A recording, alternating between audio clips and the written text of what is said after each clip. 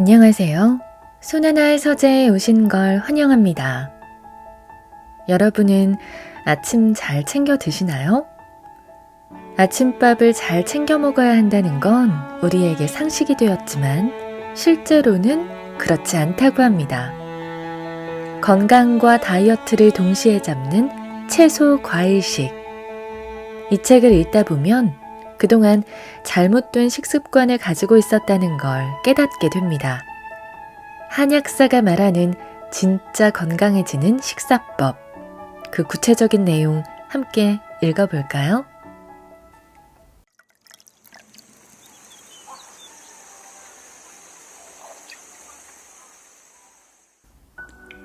진짜 음식을 먹자. 건강하다는 것은 공기, 물, 음식, 수면, 햇빛, 스트레스 등 복합적인 작용에 의한 결과다. 가장 직접적인 영향을 미치는 것은 음식이다. 인간은 자연의 일부로서 수분 함량 70%를 유지해야 건강하게 살아갈 수 있다. 수분은 가열, 가공되는 순간 사라진다. 죽은 음식이라는 것은 효소의 역할이 없어지는 것을 뜻한다. 신진대사의 핵심 역할을 하는 효소는 42도에서 기능을 잃기 때문이다. 수분 함량이 70%가 넘으며 살아있는 효소가 들어있는 채소 과일식을 해야 한다. 살아있는 진짜 음식은 채소 과일식. 지구 나이는 46억 년이다. 인간이 등장하고 진화한 시기는 700만 년에 불과하다. 인간을 제외한 그 어떤 동물도 음식을 가공해서 먹지 않는다. 가공이라 함은 단순한 불로 가열한 것 이상이다. 살아있는 음식을 죽인 것도 모자라 새로운 물질인 화학 첨가제까지 넣는 것을 뜻한다. 호모사피엔스가 가공식품을 접한 시간은 700년도 되지 않는다. 오랫동안 살아있는 음식만을 먹으며 진화되어 왔다는 말이다. 화학 첨가제 덩어리인 가공식품이 몸의 깨끗한 에너지로 사용될 수 없음은 지극히 상식적이다. 포유류 중 인간만이 비만이라는 질병에 걸린 이유다. 엄청난 체세포 분열을 시작으로 엄마 뱃속에 있다 나온 아기는 몸의 90%가 수분으로 이루어져 있다. 점차 자라면서 70%가 된다. 노화에 따라 50%까지 수분 비율이 떨어진다. 태아에 장기가 생기는 순서는 심장 다음 콩팥이다. 수분을 통해 에너지를 얻는 것이 크다. 인체는 아주 정교한 수력 발전소의 축소판이다. 물을 통해 음양의 전기가 생성된다. 전기 자극에 의해 모든 세포들이 움직이며 에너지를 만들어내고 움직인다. 몸의 구조를 이해한다면 몸에 가장 좋은 음식은 수분 함량이 높은 자연의 음식임을 알게 된다. 수분 함량이 높다는 것은 모든 영양소를 포함하고 있다는 것을 의미한다. 탄수화물, 지방, 단백질을 기본으로 무기질 영양소가 들어있다. 수분은 영양분을 세포들에 전달하는 역할도 한다. 동시에 노폐물을 제거하는 해독 작용에 있어 가장 중요한 물질이다. 계속 강조해오고 있는 독소 청소의 핵심 역할을 한다는 뜻이다. 단순히 물을 마시는 것과 수분 함량이 높은 채소 과일식을 먹는 것은 역할에 큰 차이가 있다. 채소 과일식을 충분히 하는 경우에는 물을 마시지 않아도 될 정도다.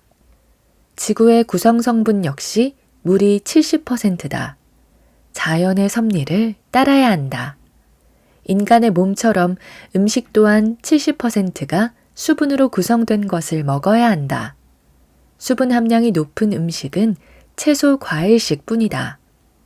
그 외 음식은 모두 가공되거나 요리 과정을 통해 수분이 제거되었다. 기억하기 편한 자연의 이치가 7대3의 법칙이다. 70%는 채소 과일식을 하고 30%는 곡물류로 구성된 식단을 해야 한다. 이렇게 했을 때 우리 몸은 자연사할 수 있는 최소한의 요건을 갖춘다. 가공되지 않은 채소 과일식이 진짜 살아있는 음식이다. 가열하는 순간 가짜 음식, 죽은 음식. 아이슬란드의 국립박물관에는 맥도날드 치즈버거와 감자튀김이 1년 동안 전시된 적이 있다. 2009년에 아이슬란드에서 맥도날드가 철수 결정을 내리고 영업 마지막에 판매한 햄버거다. 3년이 지난 2012년에 구매자의 집 차고에서 우연히 발견된 치즈버거와 감자튀김은 멀쩡했다. 역사적 유물 가치가 인정되어 전시되었다. 구매 후 13년이 넘도록 햄버거와 감자튀김은 곰팡이도 생기지 않고 있다. 전혀 썩지 않는다는 뜻이다. 2020년이 돼서야 맥도날드 회사는 수분 부족으로 부패하지 않는다고 공식 인정했다. 앞으로도 썩지 않는 햄버거로 계속 전시될 것이 분명하다. 썩지를 않으니 죽은 음식이라고 보기도 어려운 상태다. 호랑이는 멧돼지를 잡아먹는다. 소는 풀을 뜯어먹고 산다. 팬더는 대나무 잎을 주식으로 한다. 침팬지는 과일을 먹으며 살아오도록 진화했다. 인간은 썩지 않은 햄버거와 기름에 튀긴 감자를 먹도록 진화했을까? 절대 그렇지 않다는 것을 이해했을 것이다. 특히 육류는 불에 구울 때 벤조피렌이, 감자는 높은 온도에서 가열할 때 아크릴아마이드라는 발암물질이 나온다. 기름에 튀길 때는 더 많은 독성 물질이 나온다는 것을 의미한다. 불로 가열되는 순간 살아있는 수분은 없어지고 죽은 음식이 된다.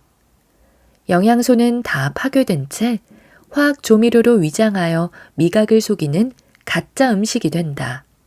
자연의 동물 중에 인간만이 유일하게 음식을 가공해서 먹는다.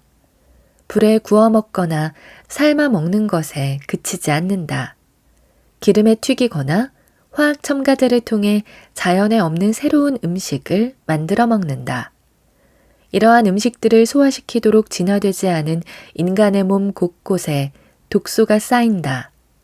독소들은 혈액을 타고 온갖 장기들에 침투한다. 몸은 비상사태를 느끼고 더욱 지방을 축적하려 든다. 비만에서 절대 벗어날 수 없게 만든다. 가공된 음식에서부터 벗어나는 것이 건강한 몸을 만들 수 있는 유일한 길이다. 제철 음식을 챙겨 먹고 채소 과일식으로 깨끗한 에너지를 공급하면 몸은 스스로 해독하며 자연 치유 능력을 회복한다. 아이들 동화책에 자주 등장하는 줄거리가 있다. 과일과 인간의 약속이다. 과일은 인간에게 영양분을 공급하는 대신에 인간은 그 씨앗을 퍼뜨려주는 거다. 오랫동안 유지해온 자연의 계약 관계를 파기한 인간에게 돌아온 것은 비만과 질병이다. 자연이 주는 살아있는 음식들은 가열하는 순간 영양분들은 모두 변하게 되고 해로운 물질들이 생긴다. 며칠 동안 삶아낸 사골 육수에는 정성이 들어간 것은 맞다. 에너지 과잉 섭취로 인해 문제가 생긴 지금에는 살아있는 채소 과일식을 하는 것이 진짜 정성을 몸에 쏟는 것이다. 자연과의 계약을 실천하자. 진짜 살아있는 효소를 먹어라. 새로운 약이 나오기까지는 많은 단계를 거친다. 인간을 대상으로 임상실험을 바로 할 수 없기 때문에 동물로 안전성과 유효성 실험을 한다. 초창기 실험 동물들에게 먹이를 영양학적으로 균형 잡힌 식단을 주었다. 가열식을 말이다. 동물들은 실험을 받기도 전에 각종 질병에 걸렸다. 이유는 간단했다. 자연식으로 식단을 바꾸자 동물들은 건강을 바로 회복했다. 가열을 한 음식에는 효소가 없기 때문이다. 효소란 화학 반응을 일으키도록 돕는 역할을 하는 단백질이다. 몸이 움직이기 위해서는 반드시 필요한 물질이 효소다. 우리나라에는 외국에서 찾아보기 힘든 찜질방이라는 문화가 있다. 찜질방에서 입소문으로 잘 팔리는 건강기능식품 중 하나가 효소다. 가루로 된 형태부터 젤리 형태, 물로 된 효소까지 다양하고 가격도 비싸다. 그렇게 판매되는 효소들은 효과가 정말 있는 걸까? 효소는 보통 42도에서 기능을 잃는다. 만약 60도가 넘는 불가마 찜질방에서 효소가 든 비싼 물을 마신다면 이미 그건 죽은 물이다. 음식에서도 마찬가지다. 가열되고 각종 화학 첨가물을 만나는 순간 효소는 기능을 상실한다. 가공식품은 모두 효소는 사라진 가짜 음식이다. 쉽게 눈으로 확인할 수 있는 효소는 침이다. 효소는 나이가 들수록 줄어든다. 갓난아기는 침을 질질 흘리지만 아픈 노인은 입이 바짝 마른 것이다. 비싼 효소 기능식품 대신 채소 과일식을 하면 된다. 하버드 의과대학 교수이자 심장질환연구소 학장인 윌리엄 카스텔리 박사는 과일 성분이 심장 질환을 예방할 수 있다고 했다. 과일에 든 효소가 피를 맑게 해서 동맥이 막히는 일을 방지한다.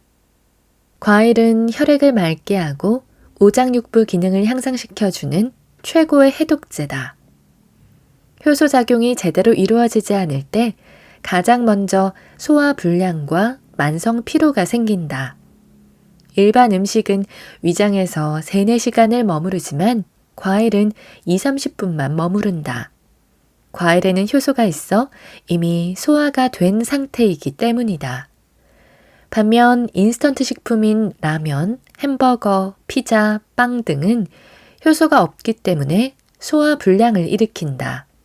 몸에 쌓인 독소를 해독하느라 간이 쉴 틈이 없어 항상 피곤을 느낀다. 살아있는 효소가 든 채소 과일식이 진짜 음식이다. 최대한 가열이나 가공을 하지 않고 자연 상태 그대로 섭취해야 한다. 인간은 가열하고 화학 첨가제가 들어간 가공식품을 먹으며 살 수 없게 진화되었다.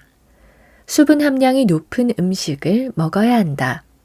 식사 구성은 수분 함량이 많은 채소 과일식이 70%, 곡물 구성이 30%인 7대3 법칙을 기억하자.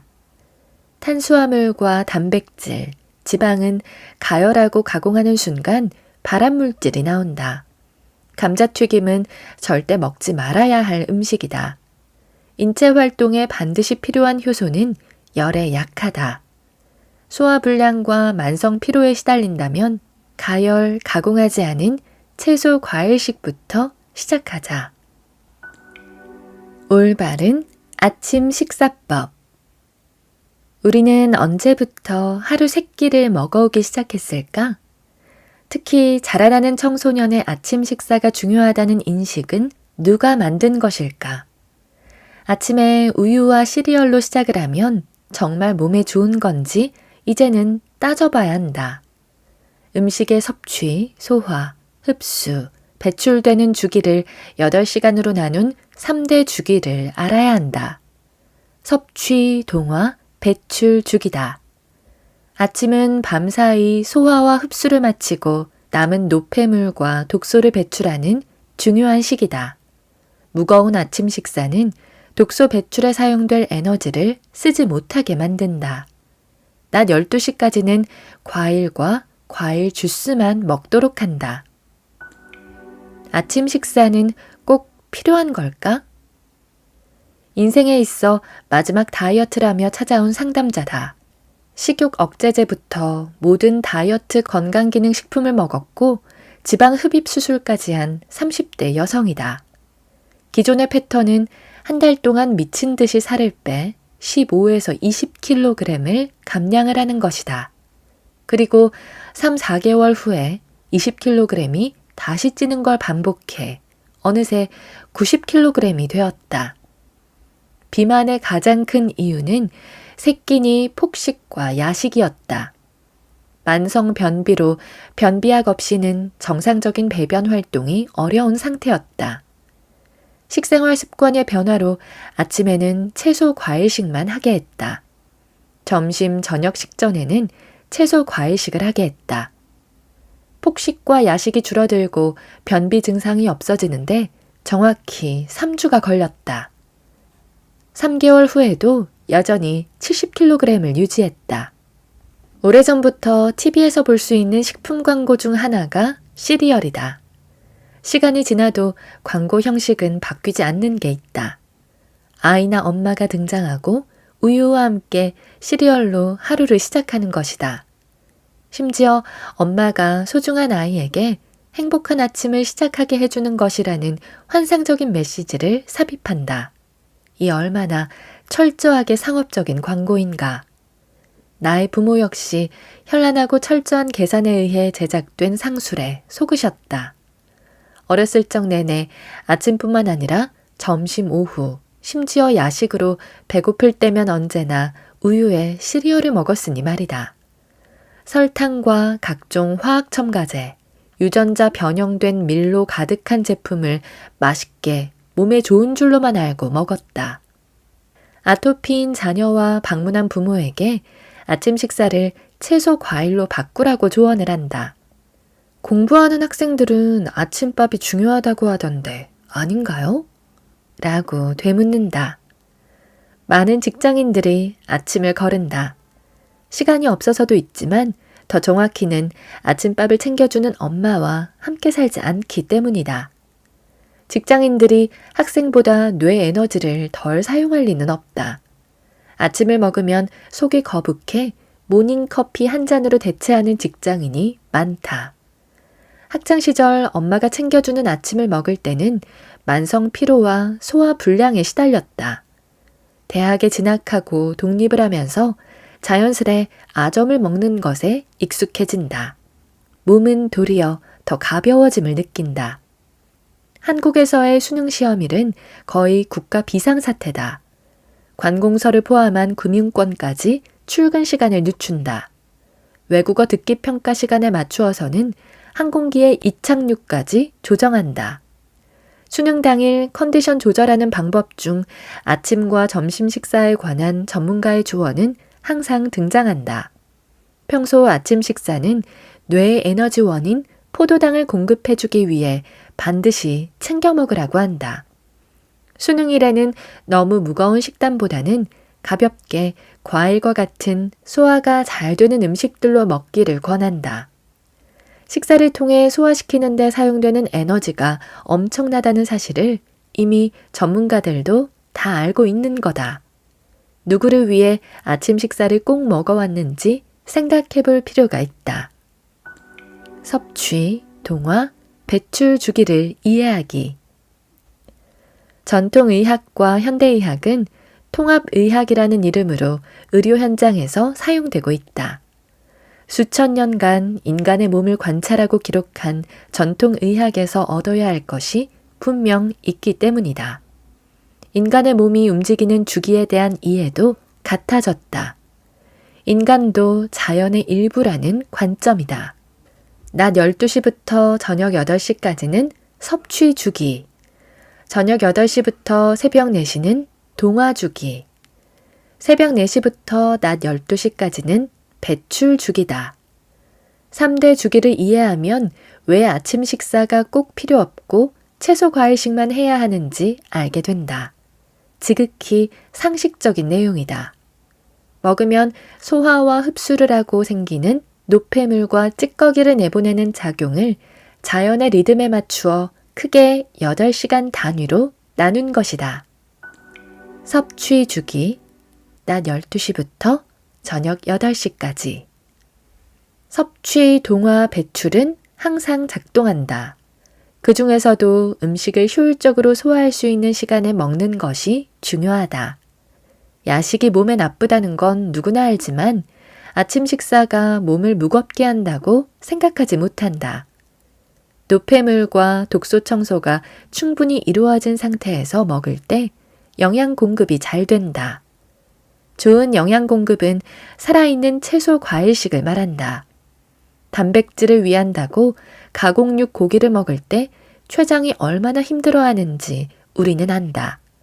가공식품을 먹는다면 반드시 이 시간 안에 먹어야 한다는 걸 유념하자. 늦은 밤 들어오는 가공식품은 몸의 자연 주기를 깨뜨린다. 동화 주기, 저녁 8시부터 새벽 4시까지. 먹고 소화된 음식에서부터 얻은 영양분과 에너지가 몸 구석구석 전달되는 시간이다. 흡수할 것은 하고 내보내야 할 것은 버릴 준비를 한다. 수면 시간을 통해 장기와 세포들은 회복과 재생을 한다. 멜라토닌 등 각종 호르몬들이 생성되는 중요한 시기다. 휴식을 하면서 손상된 곳을 수리하는 시간이 몸에는 반드시 필요하다. 불과 전기의 발견으로 인간의 밤낮 구분이 없어지면서 문제가 생겼다. 충분히 쉬어야 할 시간에 채소 과일식이 아닌 가공식품이 들어오면서 비만과 질병이 생기는 큰 원인이 됐다. 쉬지 못한 결과는 암이라는 미친 세포로 나타난다. 배출 주기, 새벽 4시부터 낮 12시까지. 동양의학에서는 아주 오래전부터 건강의 상태를 관찰하는 방법 중 하나로 혀 상태를 봐왔다. 서양의학도 최근 혀 상태를 통해 질병을 예측하는 진단법이 체계화됐다.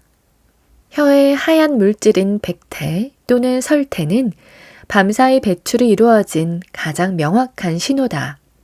입냄새와 백태는 3대 주기가 제대로 작동하지 않는다는 신호다. 3대 주기 모두 중요하다. 독소 배출이 질병 예방과 건강을 위한 핵심이므로 배출 주기는 가장 중요하다. 동화 주기에서 걸러진 노폐물들과 죽은 세포들이 배출되는 시간이다. 림프 시스템을 통한 독소 배출이 가장 효율적으로 되는 시간이 아침이다. 아침 식사 습관에 관한 조언. 우리는 소화를 시키는데 얼마나 큰 에너지가 사용되는지 안다. 아무리 많이 먹어도 살이 찌지 않는 사람이 있다. 물만 먹어도 살이 찐다고 호소하는 이도 있다.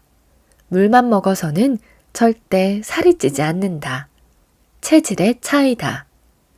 많이 먹더라도 불필요한 것들은 몸에 저장을 하지 않고 내보내는 작용이 잘 되면 살이 찌지 않는다. 조금만 먹어도 지방으로 저장하는 것은 내 몸의 3대 주기가 정상적으로 작동하지 않는다는 것을 알아야 한다. 야식을 금하고 아침에 채소 과일식을 하는 것이 몸의 회복을 도와주는 첫 시작이다. 앞선 다이어트 상담자의 경우에는 무엇보다 야식으로부터 벗어나야 했다. 에너지 공급과 흡수가 제대로 되지 않아 밤에도 배가 고픈 것이다. 낮에는 채소 과일식을 실컷 먹었다. 밤에 배가 고프면 바나나와 견과류만 먹게 했다. 2주 정도 지나면서 저녁 7시부터 아침 7시까지는 물만 마셨다. 잠은 늦어도 밤 11시에는 들어 최소 7시간 수면을 했다. 3주차부터는 14시간 공복을 유지하기 시작했다. 4주차부터 아침은 과일 주스만 먹었다. 7시간 수면과 12시간 공복 상태를 유지할 수 있어야 건강한 몸이다. 원래 인간의 몸은 그렇게 설계되었다. 독소 배출을 잘하기 위해서는 아침은 안 먹는 게 가장 좋다. 먹더라도 채소 과일식을 해야 한다. 다이어트를 결심했다면 무거운 아침 식사 대신 가벼운 과일로 하루를 시작해야 한다. 아침 사과 한 알이면 의사가 필요 없다는 격언은 오랜 삶의 지혜가 담긴 것이다. 낮 12시까지는 정제 탄수화물과 동물성 식품 대신 채소 과일식을 해야 한다. 이것이 이 책에서 전하고자 하는 내용의 출발이다. 채소 과일식은 마음껏 먹어도 상관없다. 모닝커피 대신 과일 주스를 마셔야 한다. 독자 중에 주 야간 근무 교대나 3교대 일정에 맞추어 근무하는 경우도 있을 것이다. 야간 근무를 할 때는 야식은 최대한 먹지 않는 것이 좋다. 간식은 채소 과일식으로 대체하자. 아침 퇴근 후에는 가볍게 과일 주스를 먹고 취침에 들어가자. 기상 직후에도 신선한 채소 과일식을 먹은 후에 일반식을 하도록 한다. 잠들기 전과 기상 후 3, 4시간 안에는 채소 과일식 섭취가 핵심이다. 예능 프로나 유튜브 먹방에서 아침부터 삼겹살을 구워 먹고 라면이나 파스타, 피자를 먹는 연출을 종종 볼 수 있다. 따라해서는 안 된다. 인간의 몸은 절대 그렇게 설계되지 않았다. 아침부터 과도한 탄수화물과 단백질을 섭취하기보다 차라리 아무것도 먹지 않는 것이 몸에는 좋다. 아침부터 우유와 시리얼을 먹는 것은 건강과 성장에 절대 도움이 안 된다.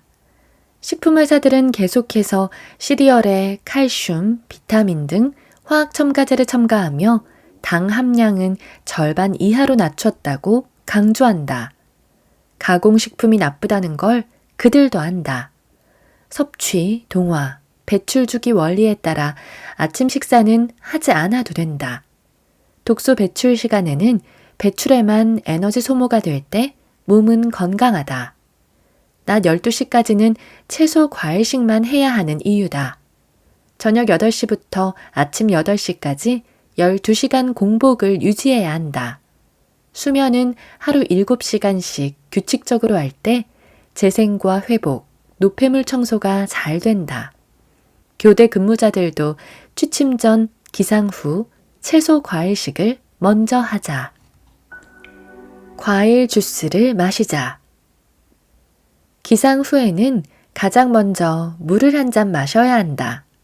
수면 중에 노폐물을 배출하고자 수분이 부족해졌기 때문이다. 물은 찬물이나 뜨거운 물이 아닌 일반 정수가 좋다. 온도를 유지하기 위해 불필요한 에너지 소모를 막기 위함이다. 저녁 식사를 7시에 마치고 12시간 만에 처음 들어오는 음식은 반드시 과일이나 과일 주스여야 한다. 여전히 독소를 배출해야 하는 몸에 에너지를 주는 유일한 음식이다. 과일에 들어있는 각종 영양소들은 다른 음식을 섭취할 준비를 하게 해준다. 많이 씹지 않아도 소화 에너지가 필요 없는 과일 주스를 마시자. 과일 주스는 먹기 편하며 영양소가 풍부하다. 당뇨약을 평생 먹어야 하는 줄 알다가 식단 관리를 통해 개선하고자 하는 상담자가 왔다. 과일이 당뇨 조절에 도움이 된다는 인식의 전환은 한 상태였다. 치아와 잇몸 상태가 좋지 않아 현미를 씹는데도 불편함을 느꼈다. 과일 주스를 권했다. 모든 가공식품과 동물성 식품을 제한하고 과일 주스와 채소로만 2주를 보냈다. 2주 후 당 수치가 약 없이도 유지가 됐다. 4주차의 혈액 검사 결과 당화 혈색소도 정상으로 돌아왔다. 채소 과일의 자연 당이 아닌 가공 설탕이 몸의 혈당 조절 능력을 망가뜨린 것임을 확인하는 순간이었다. 앞장에서 소화의 3대 주기에 대해 이해했다. 배출 주기에는 채소 과일식을 해야 한다. 낮 12시까지는 과일이나 과일 주스만 먹도록 하자. 과일은 있는 그대로 씹어 먹는 것이 좋다. 현재 우리의 식습관은 씹는 것보다 마시는 것을 더 좋아하고 편해한다. 아무리 아침 사과가 좋아도 먹지 않으면 의미가 없다.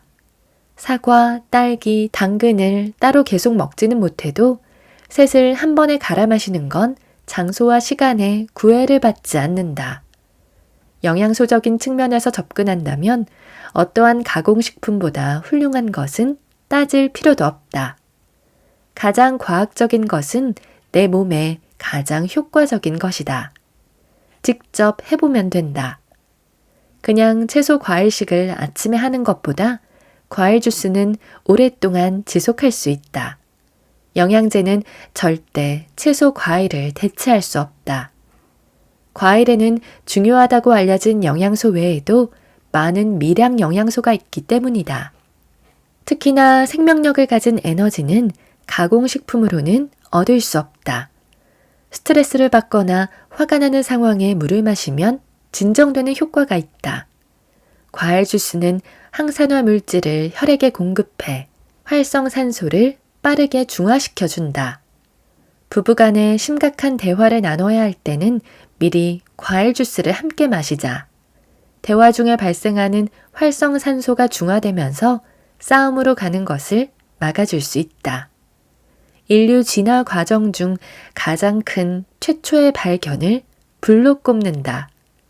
해가 지고 나서도 생활을 가능하게 했다. 다른 육식 동물들로부터 생존하게 했기 때문이다.